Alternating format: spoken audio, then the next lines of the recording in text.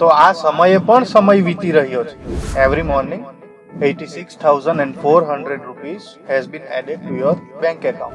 એક મહિનાનું મહત્વ જાણવું હોય તો એ ગર્ભવતી માતાને પૂછો જેણે છેલ્લા મહિનામાં પોતાના બાળકને ગુમાવ્યું છે. આપણે ટાઈમના માલિક નથી બની શકતા, પણ ટાઈમને આપણી ઈચ્છા પ્રમાણે વાપરી ચોક્કસ શકીએ છીએ. એ દરેક એક મિનિટે 106 લોકો આ દુનિયાને અલવિદા કહી દે છે. સમયનો સદુપયોગ કરીને પૈસા તો ઘણા કમાઈ શકીએ છીએ, પણ કરોડો રૂપિયા ખર્ચીને પણ સમય ખરીદી નથી શકતા. હાય ગાઈઝ, કેમ છો? મજામાં? શાનદાર, જબરજસ્ત, જિંદાબાદ હશો. First of all friends, thanks a lot for your lot of love. Comment બોક્સમાં તમે ઘણા બધા ટોપિક્સ સજેસ્ટ કર્યા છે, તેના માટે રિયલી થેન્ક યુ. અને આપે જે ઘણા બધા ટોપિક્સ સજેસ્ટ કર્યા છે, એમાંના જ એક મહત્વના ટોપિક પર આજે આપણે નાનકડી ફ્રેન્ડલી ટોક કરીશું. ફ્રેન્ડ્સ, આજે આપણે ટાઈમ, સમય વિશે થોડી ઘણી વાતો કરીશું.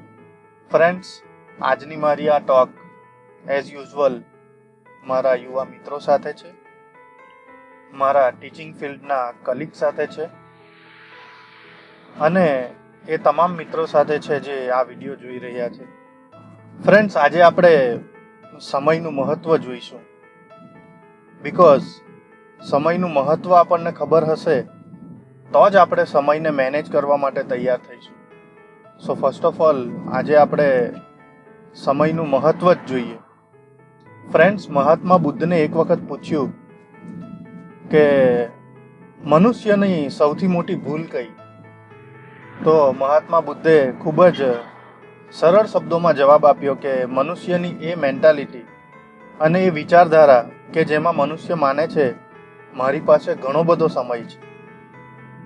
ફ્રેન્ડ્સ, આ મનુષ્યની સૌથી મોટી ભૂલ છે.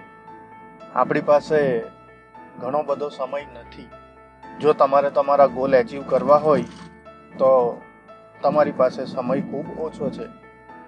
અત્યારે પણ આપણે જ્યારે વાત કરી રહ્યા છે ત્યારે મારી આંખ સામે જ એક એક્સિડન્ટ થયું છે. સો ટાઈમ સાથે અનસર્ટેનિટી આપણી લાઈફમાં ઓલવેઝ હોય જ છે.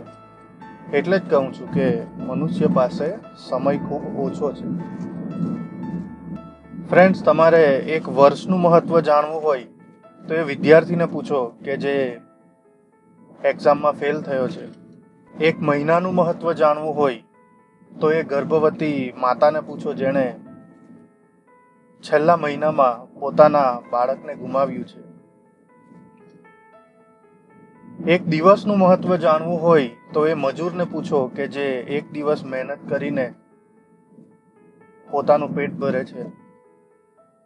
એક કલાકનું મહત્વ જાણવું હોય તો એ પ્રેમી પંખીડાને પૂછો કે જે એકબીજાથી દૂર છે અને ઘણા સમય પછી એમને 1 કલાક ફક્ત વાત કરવાનો સમય મળે છે.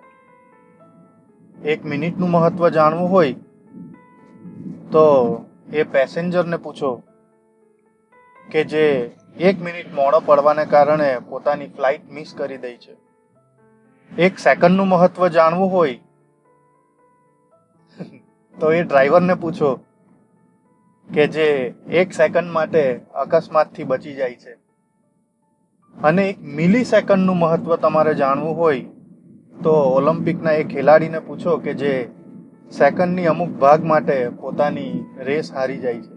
તો ફ્રેન્ડ્સ, ખરેખર સમયનું પોતાનું અલગ જ ઇમ્પોર્ટન્સ છે.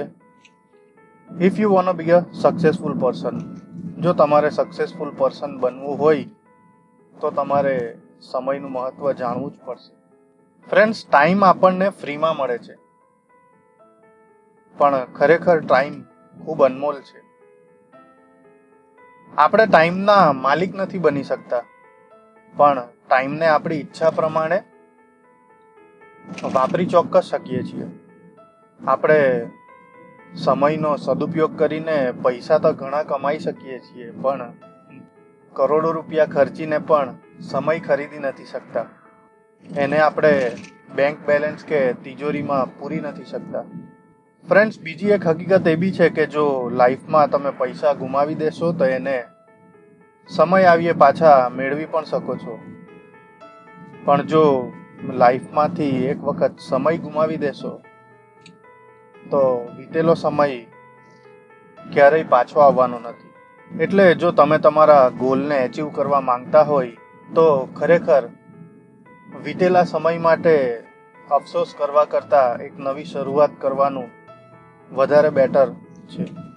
અત્યારે પણ જો તમે વીતેલા સમય માટે અફસોસ કરી રહ્યા છો તો આ સમયે પણ સમય વીતી રહ્યો છે, તો વીતેલા સમય માટે અફસોસ બિલકુલ નહીં કરવો. જો હોના થા સો હો ગયા, આગળ શું?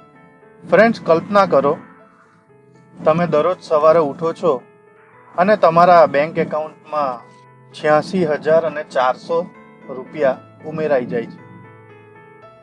ગેસ કરો. Every morning 86,400 rupees has been added to your bank account. અને રાત થતા જો તમે આ પૈસાને વાપરશો નહીં તો રાત્રે 12 વાગે તમારું એકાઉન્ટ ફરીથી ઝીરો થઈ જશે અને બીજા દિવસે ફરીથી 86,400 રૂપિયા તમારા ખાતામાં ઉમેરાઈ જશે. જે આ રૂપિયાનો સદુપયોગ કરશે એ સક્સેસફુલ બની જશે. આ જ રીતે ફ્રેન્ડ્સ, સમયનું પણ એવું જ છે. તમે સવારે ઉઠો, તમારા ખાતામાં 86,400 સેકન્ડ ઉમેરાઈ જશે. Now it will depend up to you, તમે આ 86,400 સેકન્ડ્સને કઈ રીતે યુટિલાઇઝ કરો છો. સો આપણે હંમેશા સમયનો બગાડ ન કરવો જોઈએ. જો તમારે એક સક્સેસફુલ પર્સન બનવું હોય તો તમારે તમારા ખાતામાં પડેલી આ સેકન્ડ્સને પ્રોપરલી યુટિલાઇઝ કરવી પડશે, યુઝ કરવી પડશે. Friends, you are a lucky person. કેમ લકી? તમે મારો વિડીયો જુઓ છો એટલે? ના ભાઈ. એક જનરલ સર્વે કહે છે ફ્રેન્ડ્સ કે દર વર્ષે 5,60,00,000 લોકો આ દુનિયામાંથી જતા રહે છે. દરરોજ 1.5 લાખ જેટલા લોકો આ દુનિયાને અલવિદા કહે છે. અને અત્યારે પણ આપણે જ્યારે આ ફ્રેન્ડલી ટોક કરી રહ્યા છે, લગભગ 9 થી 10 મિનિટનો સમય થયો. એ દરેક 1 મિનિટે 106 લોકો આ દુનિયાને અલવિદા કહી દે છે. 106 લોકો અત્યારે આ દુનિયાને અલવિદા કહી દીધી છે. એનો મતલબ જો આપણે 10 મિનિટ વાત કરી હોય તો 1,000 કરતાં પણ વધારે લોકો અત્યારે આ દુનિયાને અલવિદા કહી ચૂક્યા છે.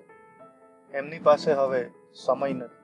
તો ફ્રેન્ડ્સ, હું તમને એક જ રિક્વેસ્ટ કરીશ કે સમયનો સદુપયોગ કરો,